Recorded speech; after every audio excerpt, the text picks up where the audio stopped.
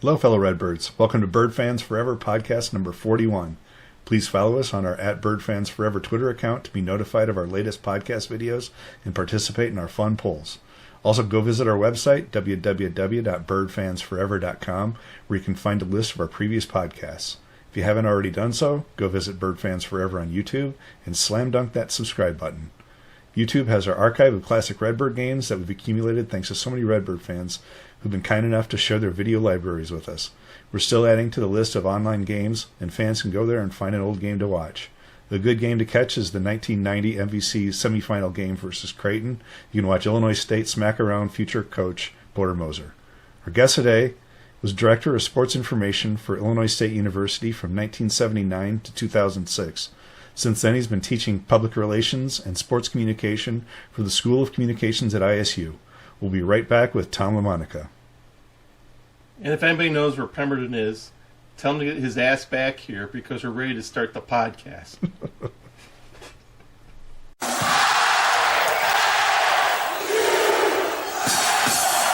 Hello and welcome to episode 41 of Bird Fans Forever.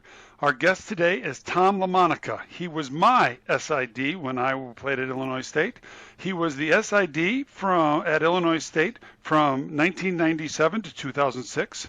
Currently today, he is a professor for public relations, sports communication, and runs the internship.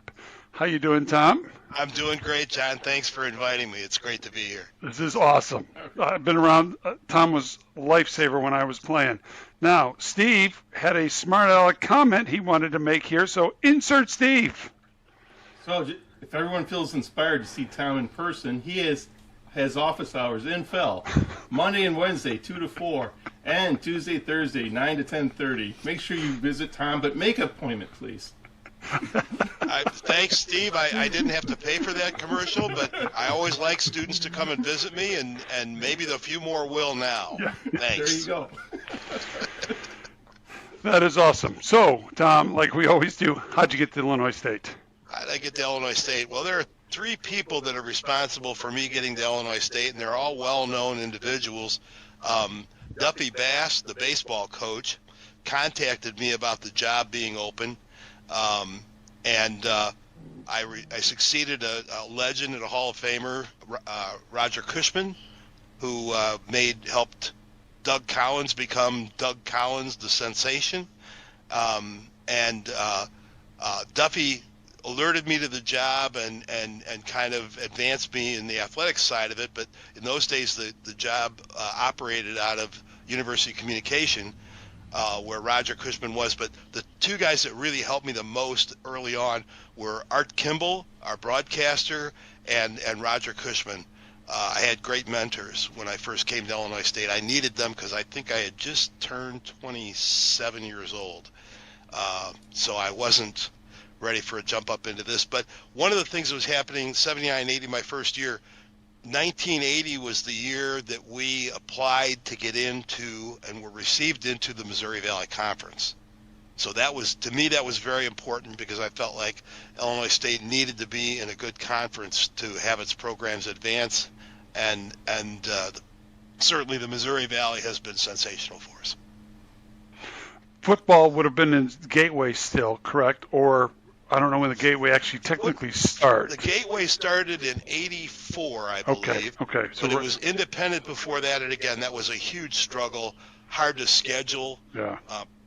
And a declining number of independents. But the Gateway was a godsend for football, getting us with like style. We played Valley football for about 3 or 4 years, and then the Gateway started, and that became the what's now the FCS. Right.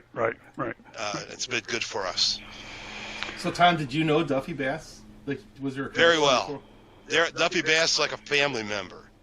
I would be on a road trip with basketball, and my wife would be home with our kids who were very young at the time.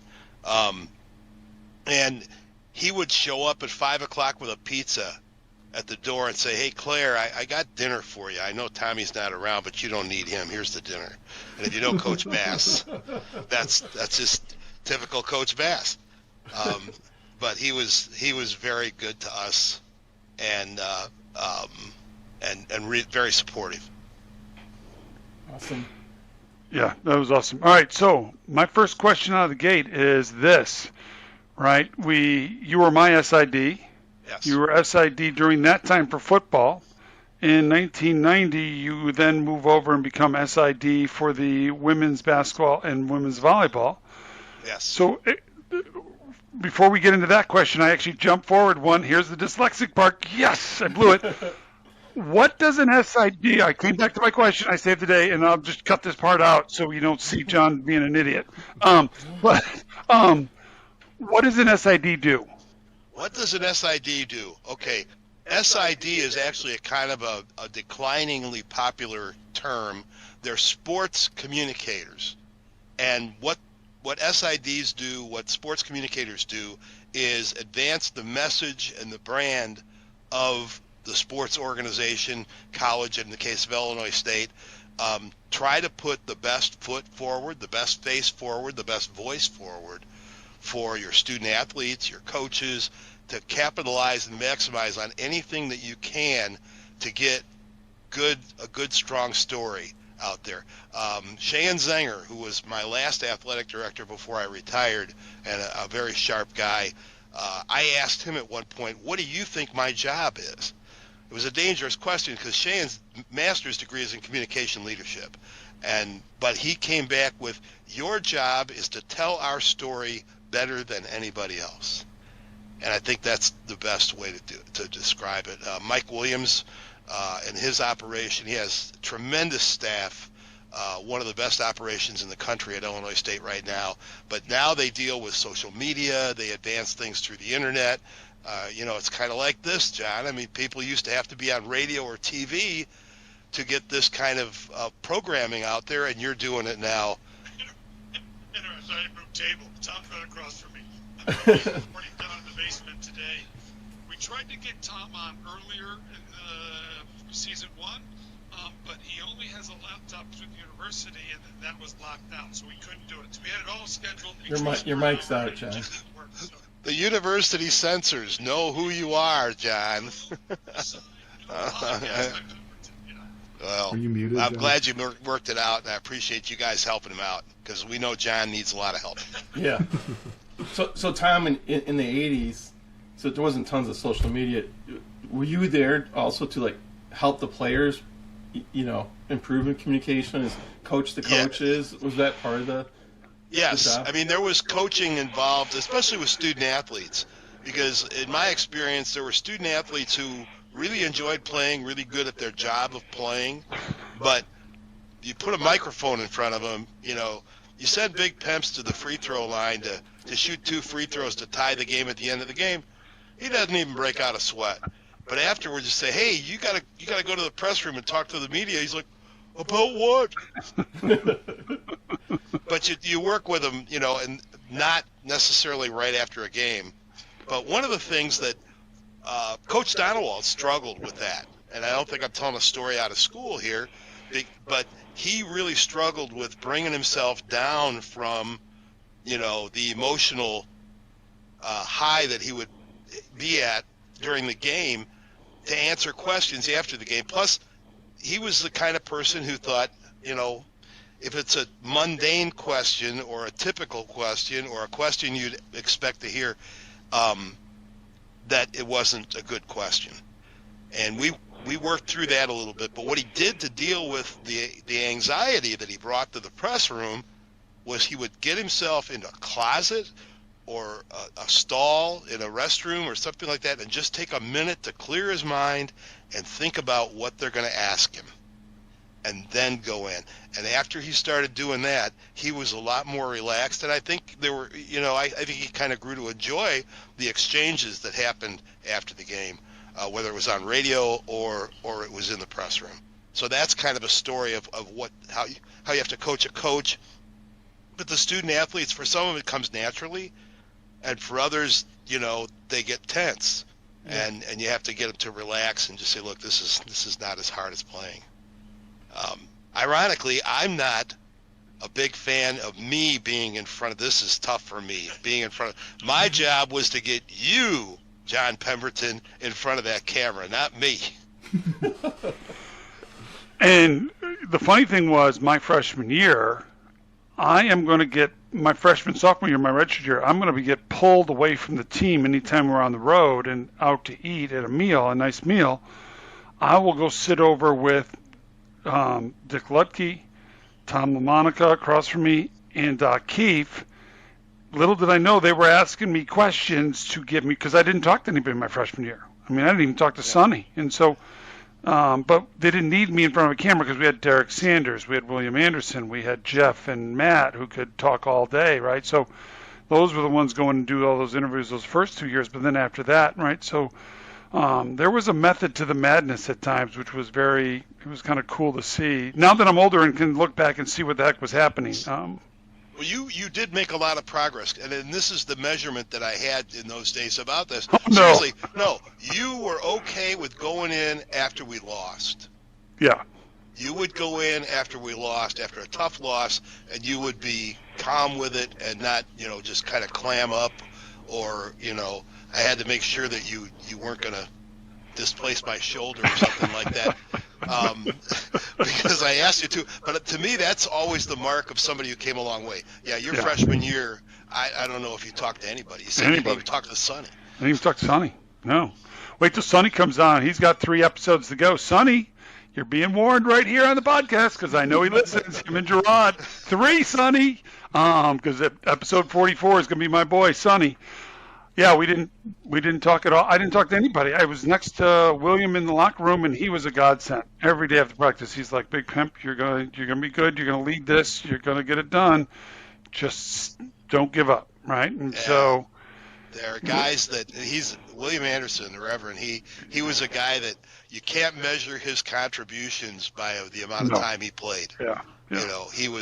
He was the guy who kept things calm and kept people together and kept guys on track. Yeah, he was amazing. So, all right. So next question. I want to make sure I didn't hit the mute. We're in the same room, so this is the first time doing the podcast this way. So there's will be some technical difficulties. We'll figure that out. Next question. The one I originally asked and then realized I shouldn't have asked, and that is your SID for men's basketball, your SID for football, your SID for women's basketball and volleyball. Talk about the differences, because being an SID for football and basketball, men's basketball, is a lot different than you people would think. Yeah, I've got to say football, because you almost always play on Saturday. Right. And it's usually consecutive Saturdays in the fall. Football was really good because you could have a rhythm. You were throughout the season, you were going to do these things on Sunday and these things on Monday and these things on Tuesday to be prepared. The preparation is different than we didn't have computers. We had to use, the U.S. mail and, pretty rudimentary fax machines, predecessors to fax machines. But basketball is kind of the same for both, and volleyball is a little like basketball in terms of you have to get ready for multiple games at once. Did not want to talk. That didn't want to talk.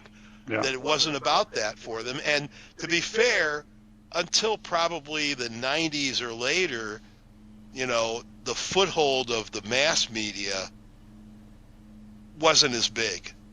Right. And so you didn't really grow up with that. And coaches didn't grow up with that either. Agreed, yeah. The late, great Ray Meyer, who was a hero of mine when I was a kid growing up in Chicagoland, told me one time late in his career, he goes, this was so much easier before you had those TV cameras everywhere. Yeah. He said, you could just coach your game. He goes, I could go out to dinner with my wife after a game. And we're talking after the game. He goes, here I am. It's like 45 minutes after the game's over, and I'm just finishing answering questions. So that part of it changed. But coaches understand. Yeah. And the interesting or cool thing is, in the NCAA game, you come grab me as I'm getting ready to go into the locker room to go be on WJBC, right? And do Bender and Gerard does TV with CBS, and I do JBC. And was a good way to end my career, right, as far as I'd come, and it's a tribute to what you guys did and helped us be prepared for that. Now, let's talk about the NCAA game. We're going to just peel into that one because that's the episode for Lucky's Rewind, and the fact that they could not get any of our names right. So at that first media timeout, the rumor is, or the story we like to tell, whether it's true or not, that they had got you over to start working on like pronunciations because they didn't know any of us and had not done any of their preparation. They thought it was going to be a 35-point blowout. Well, here's what happened. That at that NCAA tournament, 1990, changed some things for CBS and for the NCAA. The first, a lot of it focused on the fact that Illinois State played Michigan in Long Beach, California. That was number one. Like, why are these teams going way out here? Families can't come. Their fans can't see it. And so that's when they started, I think 2 years after that, they started breaking up the brackets and sending schools to places closer to their home base. The second thing was CBS. So CBS had two sets of broadcasters. There were two guys from California that had not seen either team all year. That was one set. And then the other set was Quinn Buckner and I can't remember who the play-by-play guy was. They did the Loyola Marymount game, right? Those two guys, Quinn Buckner, of course, from Chicago, played at Indiana. Yeah. Those guys were familiar with the Midwest, familiar with Michigan, knew who we were, but for some reason the CBS people put the West Coast announcers on our game and put the Midwest guys on the other game. And now they try to do that. They do ask the announcers to, they take into consideration what teams they have seen before. Yeah. So those two things at 1990 tournament made a big difference. So I ended up editing up that game, and we have it, and we'll post a link to it when we get this episode up. But it says 3 times, they're like, man, Michigan and the University of Illinois will just not go away. And it's like, what? Well, what? I mean, you could have called, the worst thing you could have said is Bradley wouldn't go away. I mean, that would have been the worst thing they could have said. But, come on. And then they're calling us all kinds of names, right? They couldn't get our names right. And so, yeah. They weren't terribly prepared. I had breakfast that morning with the play-by-play guy, and he spent most of the time telling me that, he really didn't know anything about either team, so he was kind of talking about what he wanted to talk about. But that's one of those things that people in my job, I learned early on that as an SID, as a communications person, you can't have any impact on who wins the game. Right. But when it's on TV, you can have a huge impact on who wins the broadcast, and that's working with the broadcasters, the people that you see, the talent, as well as the production people, and all of those little stories that are so prevalent on TV broadcasts these days. Those come from the hardworking people behind the scenes, who do that. And I always felt like that was an opportunity to show what's great about Illinois State. Yeah. So Tom, we're talking in the 80s. You worked closely with marketing, and you said there was some good promotions, right? The best promotion in basketball, right? You'll tell us what that was. But then maybe you'll tell us a little story about a not so successful football promotion.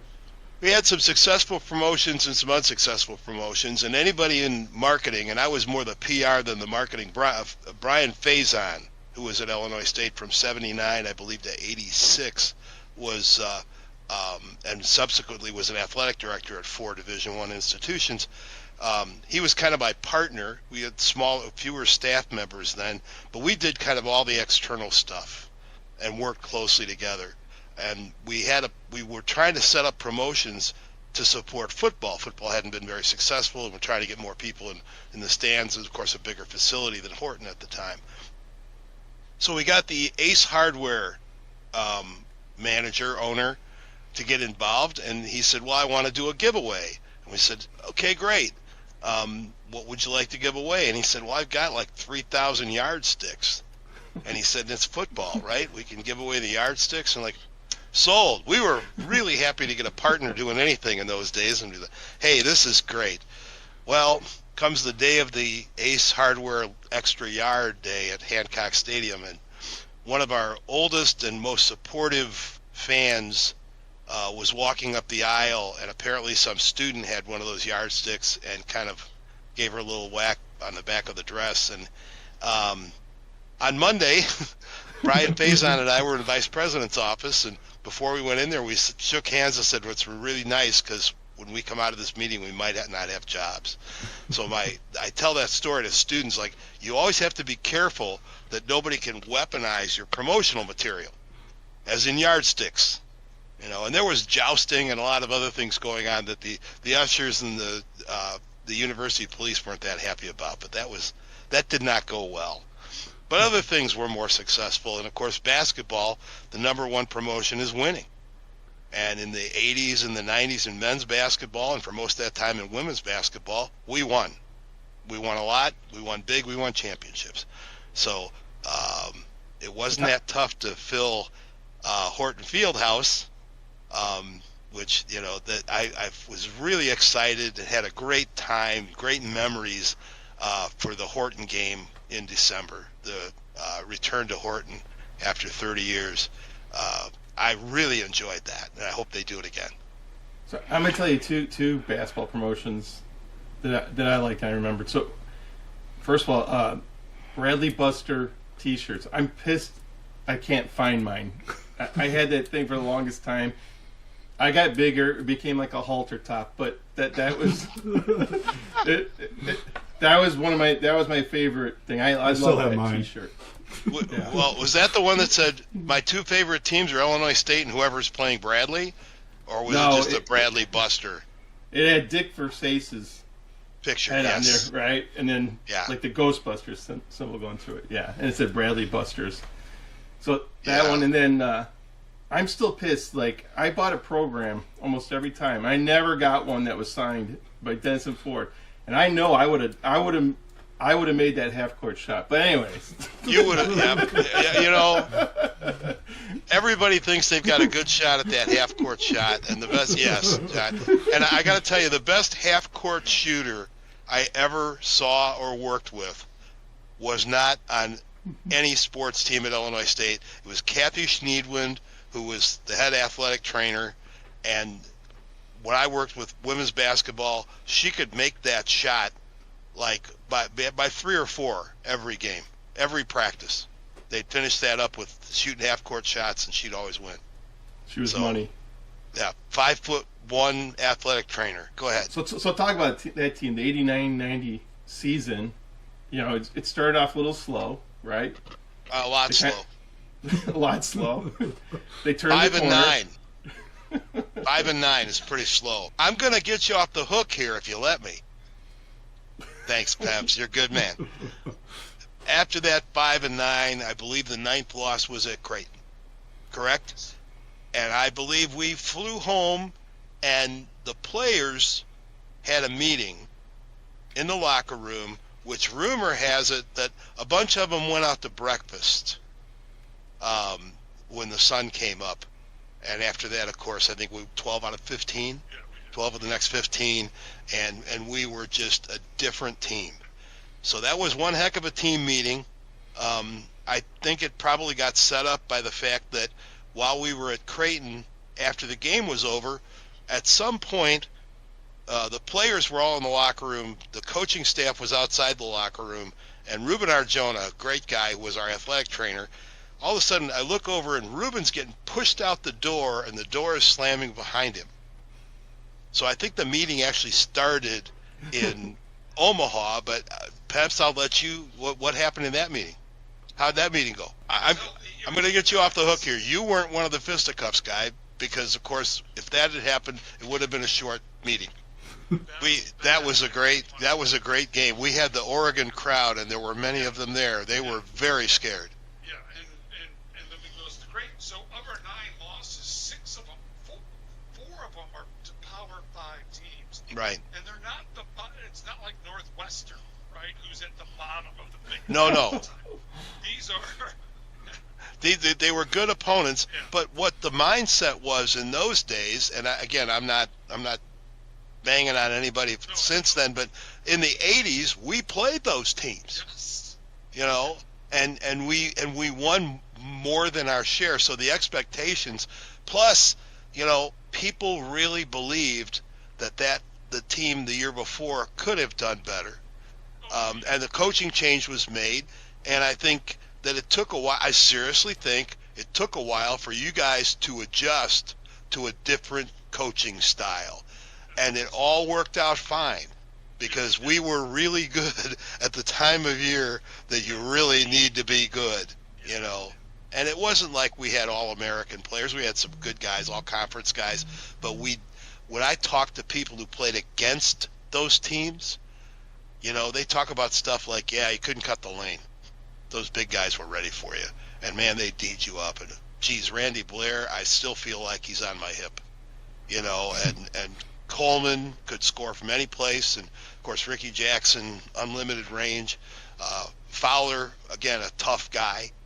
So it was hard to play us because we had tough-minded guys. And I felt like we played the way we needed to defensively, but the offense kind of came along. I think when they decided, hey, Ricky, shoot, that made a difference.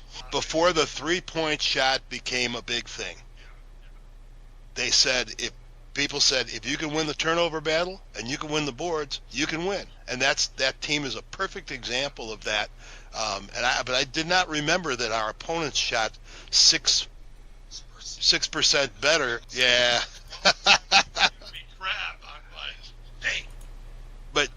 But we were, we were a really good free throw shooting team too. There were some teams that we just absolutely hammered on the offensive boards, and I think that was a big thing too. And again, that offensive rebounding, even today they say, well, it's all toughness. That team, of course, played at Redbird Arena for the tournament. That had been a predetermined site, and it was the last Missouri Valley Conference tournament played on a campus site. Everyone since has been in St. Louis, and the victory over Southern Illinois, you got to tip your hat to Southern Illinois. Wow, what a team. And unless you were playing Illinois State in that building on that day, they probably would have won. And that Creighton team is full of Hall of Famers, Missouri Valley Conference Hall of Famers. Not only Hall of Famers in their own university, they're conference Hall of Famers too. That Creighton team wins the year before and the win the year after with Harstead and Gallagher. Those are two Hall of Fame Valley tournament teams, or Valley Conference teams. So. And Tony Baroni, certainly one of the best coaches I think I ever knew. The late, great Tony Baroni in college and then in the NBA. But Creighton was good. They were tough. They had two first-team all-conference guys for like 3 years, Chad Gallagher and Bob Harstead. Porter Moser. They had Bell. Porter could shoot. Porter could shoot. And Porter was a guy who'd stick his face in there, and he might have something to say about it later. Yeah. But the league was really strong then. And we managed to win it. We won that game against Southern Illinois. It was a great celebration, of which I think everybody that was in Redbird Arena, and I'm sure there were probably somewhere north of 11,000 people in there. We just kind of it's like Horton. At some point, you have to stop counting because the fire marshal would tell us, okay, look at Horton and say, this is how many people you can have. Any more than that, you really don't have room for them. But don't let me hear you announce any more than, and I think it was 82, 88 was the limit, the last limit that they put on Horton. Really? But Redbird Arena, I don't think I've ever seen it more crowded than that day. But just a great day and a great Redbird team that moved on. And Doug Elgin, who was the longtime commissioner, just retired last year of the Missouri Valley, and a good friend. Doug, I saw Doug afterwards, and I knew him because he'd been at SID. And I said, Doug, how in the world can you believe that St. Louis can top this? Yeah. And I'll never forget what he said to me. He said, Tommy, either this is going to work over the next 3 or 4 years, or you're going to have this conversation with another commissioner. Because I pushed all the chips on the table on this. He said, I know it's a hard sell, but I think Illinois State fans will come to St. Louis and they'll have a good experience. And it will be a fair tournament because it's, I mean, one of the last women's tournaments on campus was at Redbird Arena in 2005. Jackie McCormick.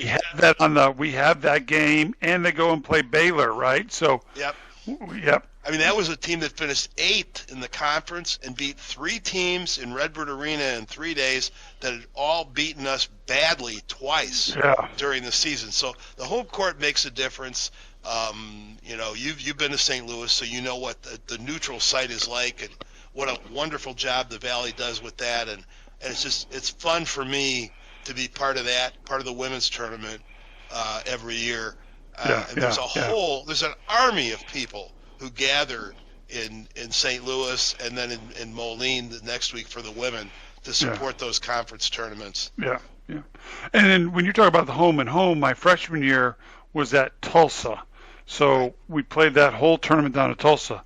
The next year, I don't remember, we were at, the first game was at home. No, that was the 88 year was at Bradley. Okay. And then the 87 year was at Wichita State. But then that 86 season, 85, 86, 86, 87 season, it was, first game was at home. And then that night you flew, if you won, you either went home or you flew. And I think it was at Creighton, if I remember correctly. Yeah, and we took off, went to Creighton to play the next 2 rounds. And of course we lost. And then, but then that 88 was in Peoria. We played all 3 games there in Peoria. And then we got and of course we're on the bubble in that 88 season, and we have 4 seniors. And then, but I mean, it was at Bradley. They come out and hit the first 10 shots. Game's over in the first 9 minutes, and it's just it's a rout basically the rest of the way. We joined the large ranks of people in NCAA basketball who got Hersey'd. Hersey Hawkins. What a great player. What a great guy. He's a great human being. He was a great human being. But he was just, when it came to clutch time or it came to any time, you just weren't going to beat this guy. No. You know.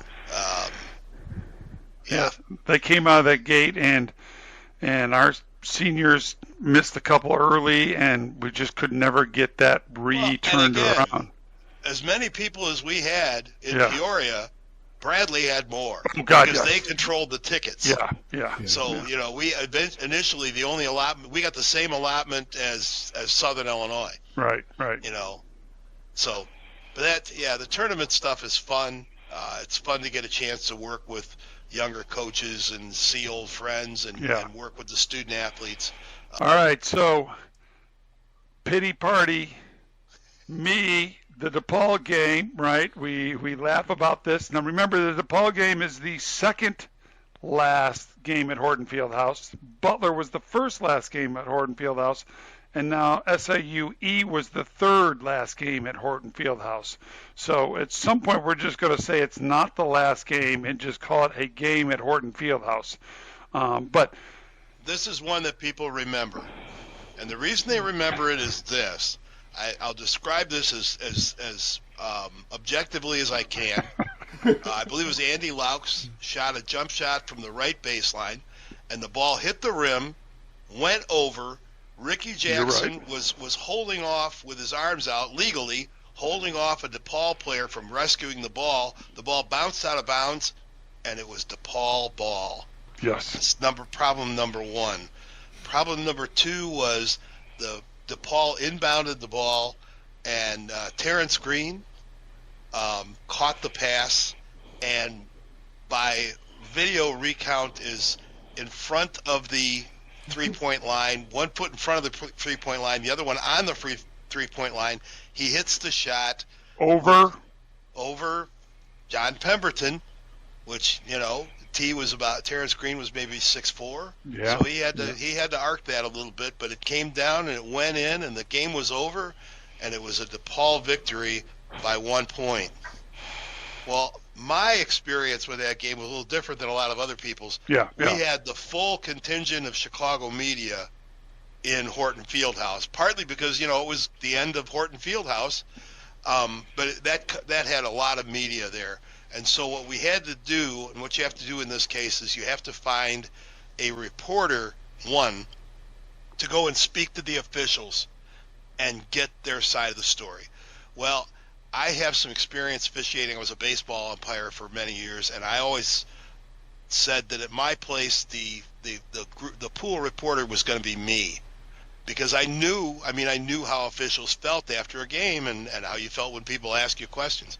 So I went down to the officials' locker room and knocked on the door, and they said, "Yeah, what you need, Tom? Come on in."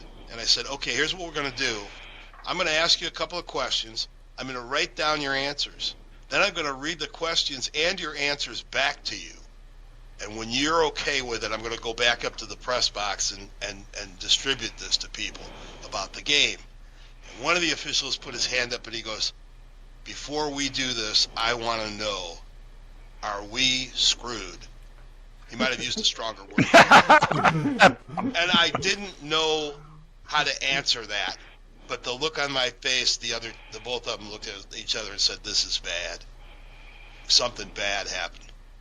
So I asked the questions, and that's my memory of how that game went. There wasn't anything that could be done about it. No, there's no replay. There's no replay. No replay. And this was a game that people, even not DePaul and not Illinois State people, when they were talking about developing a replay system, this was a game they brought up.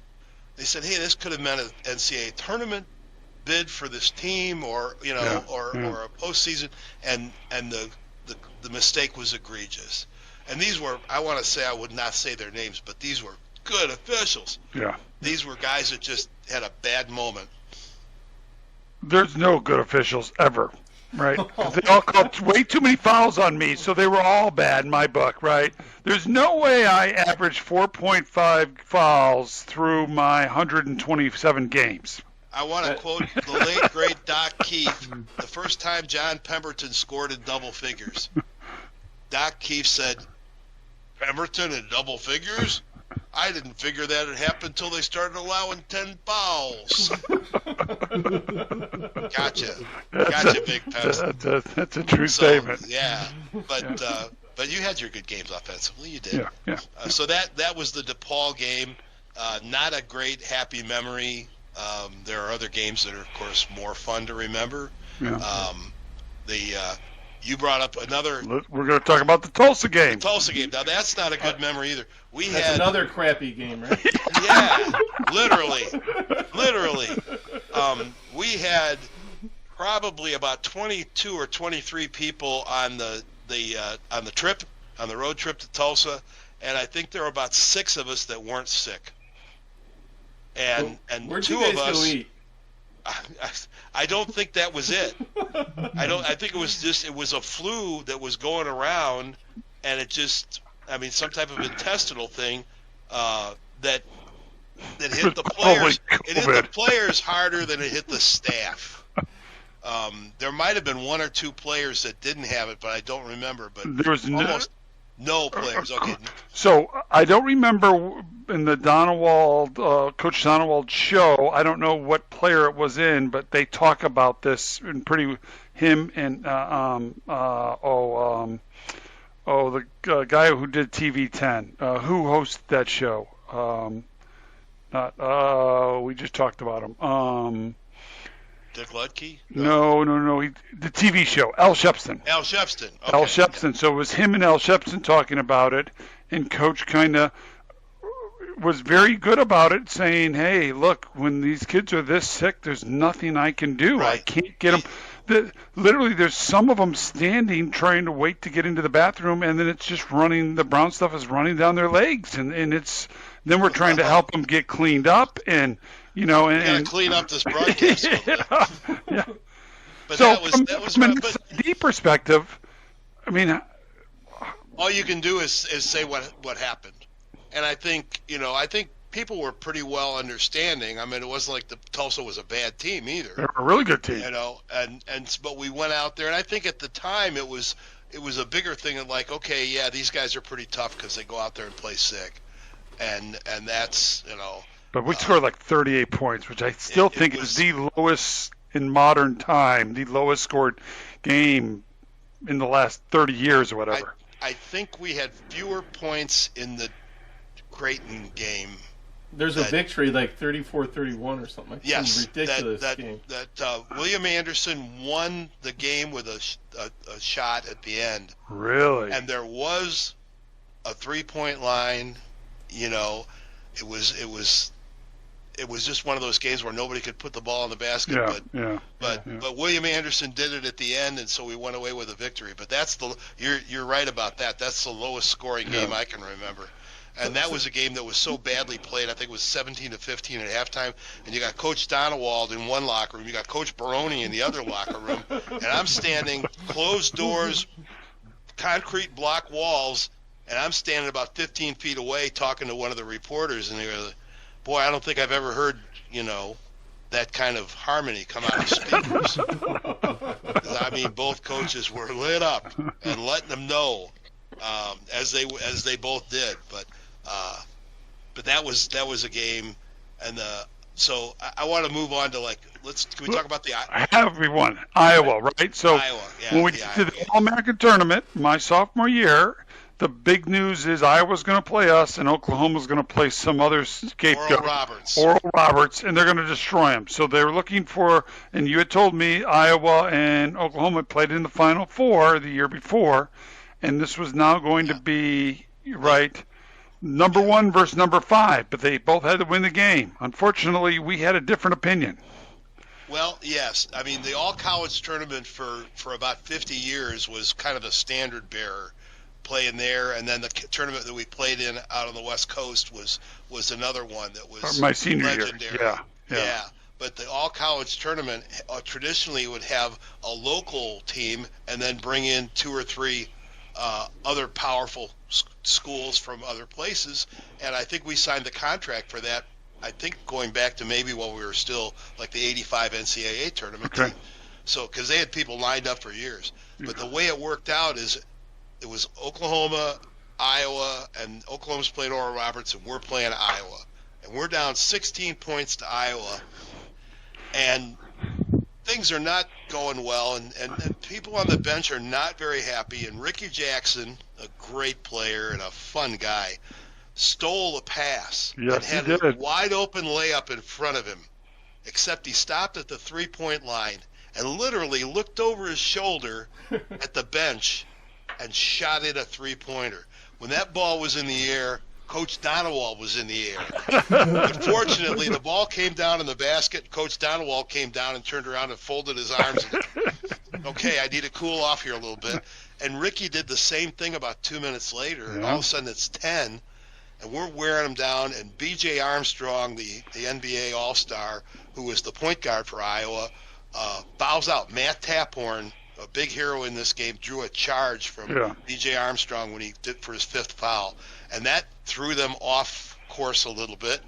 And we kept fighting and battling. We got back within help me out here, John. What was the score before the last shot? We're down 2. We're down 2, okay. We're down 2. We're down 2. Yeah. There's just maybe about 20 seconds left. And because I'm in the game. I'm in the game, right? So I'm playing this. Yep. And Matt Taphorn on the left wing shoots a 3-pointer and misses it.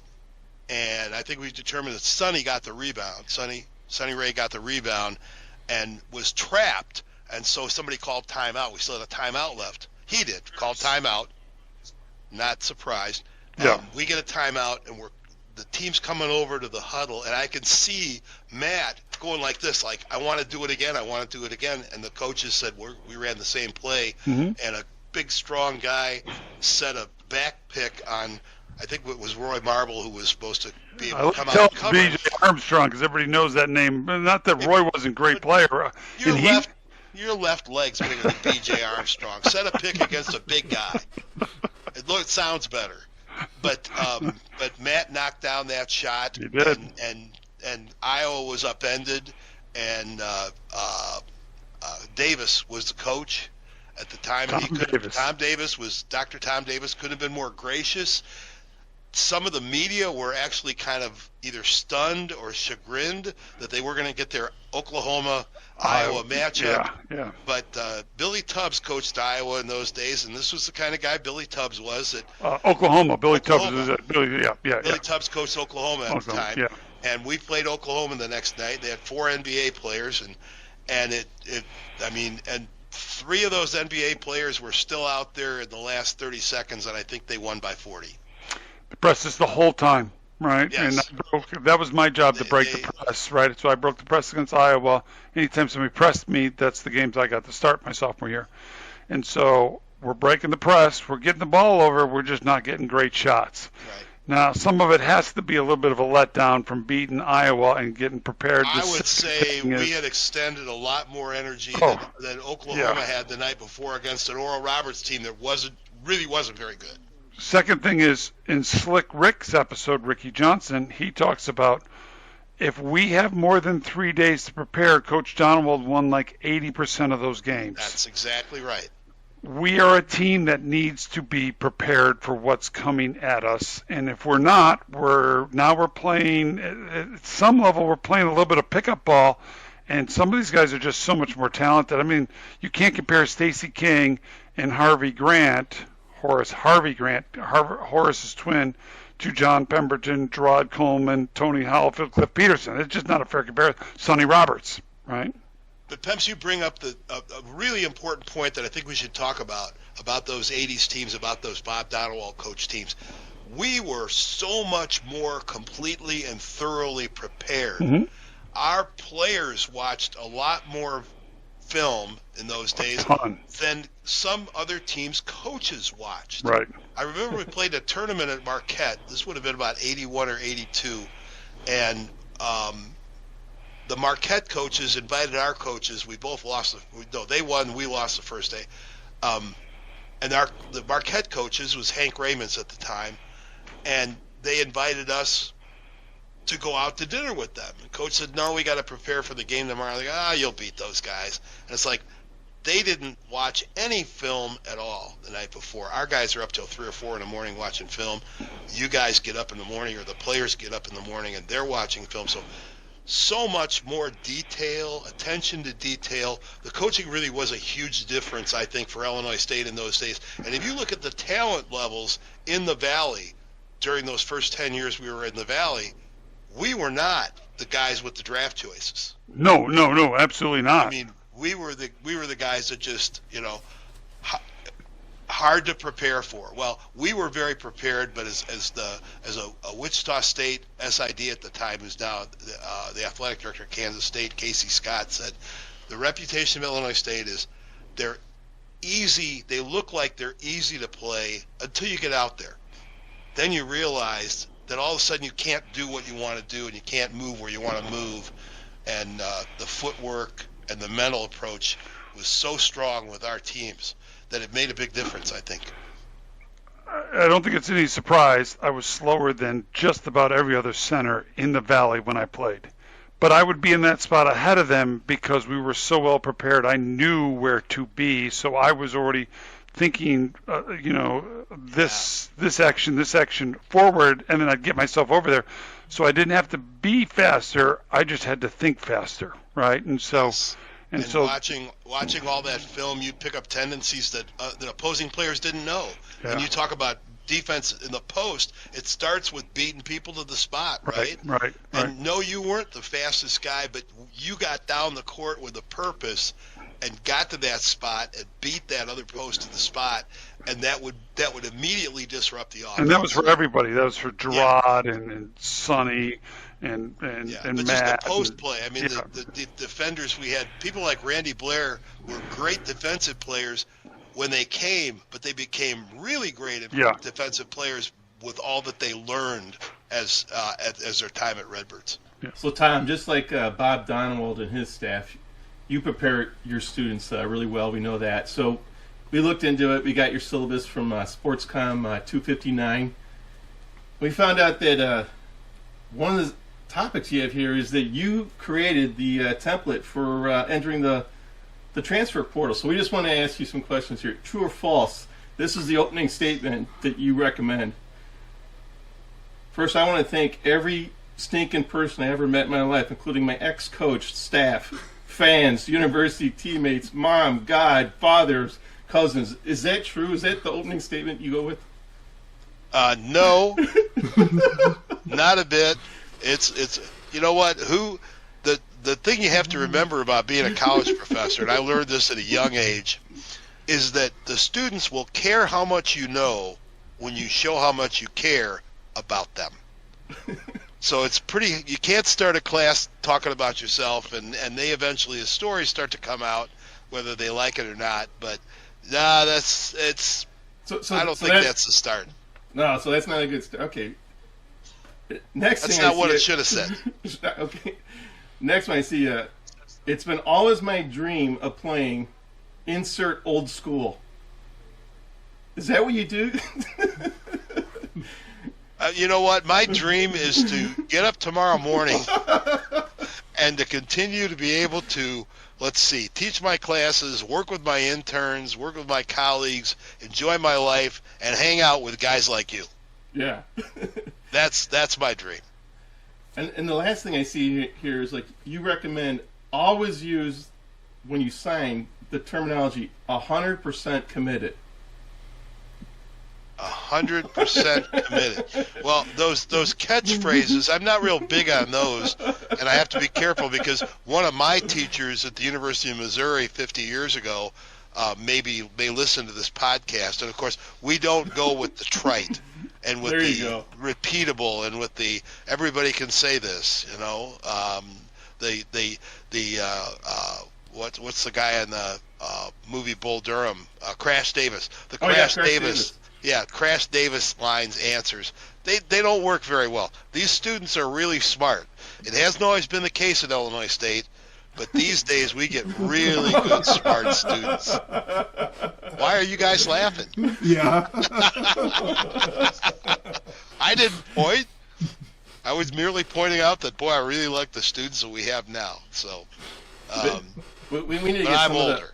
We need to get some of those people that go in the transfer portal to take your class, Tom. Yeah, the transfer portal is a big point of discussion in the sports class because people have different perspectives on it. I had a guy do a report this year, this is real thing, about the portal, and he asked the students in the class, how many of you started college somewhere else? And there were 26 people in the class, and 14 raised their hand. And he said, so how can we get all over somebody who wants to change schools who just also happens to be a student athlete? And a couple of student athletes in the room applauded. They weren't going into the portal, but they applauded. Here's a guy who understands why people move.